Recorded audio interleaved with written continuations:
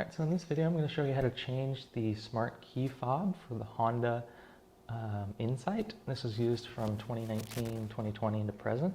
So if you flip this smart key over on the back side, there's a small arrow that looks like it's on a little knob here. If you pull that towards you, that'll release the internal valet key. And this is a really easy battery change because this key fob, if you see kind of the line around here that goes all the way around, it splits into two really easily. And easiest way to do that, take your fob, or excuse me, take your valet key, put it right in the middle there, and give it a little twist. You can do this with a screwdriver or something too, but you've got the valet key right here, so why not use it?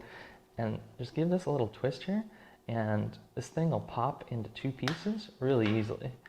Once you get one side, just kind of twist the other side, and then you'll get access to the battery that we need to change. So for the Insight, it uses a CR2032 3-volt coin battery. And again, to pop that off, you can just take your handy valet key, kind of get underneath this left side here, and you'll be able to pop that battery out. Now, when you put a new one in, to make sure the positive side with the lettering is facing towards you. And you can see there's kind of these two longer teeth here. If you place the battery underneath those teeth first, the other ones are shorter.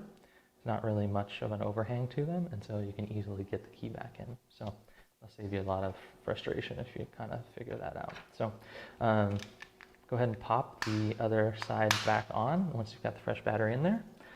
Put your valet key back in, and that's it. That's how you change the key battery on a Honda Insight Smart Key.